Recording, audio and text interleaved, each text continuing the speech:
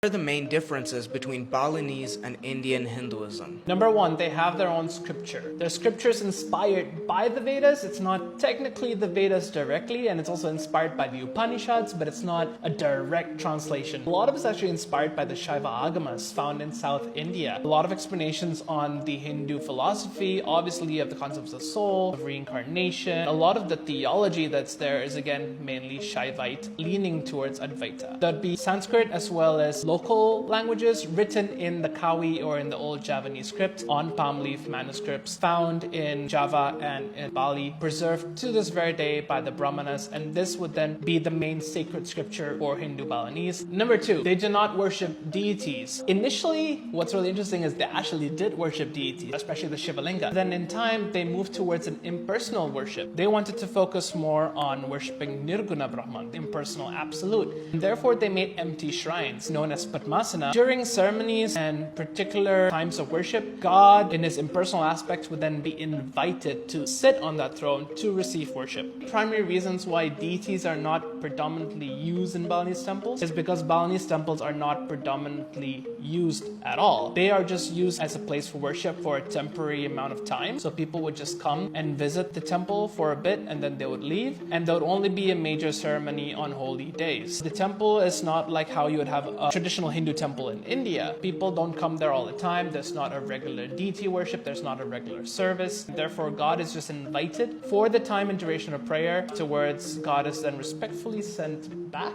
I would suppose. And lastly, number three, there's a lot of indigenous elements and indigenous religious elements that have then been mixed in with Hinduism. You do have a Shaivite flair. However, beneath this veneer of Hinduism, you then have the local belief systems, which are mainly worship of the ancestors. What the Balinese do is that when someone passes away in their home, they then would have a very complicated, elaborate, and expensive ritual, then deify the ancestors, and then establish them in the temple of the family, and then invited to then take birth again within the family.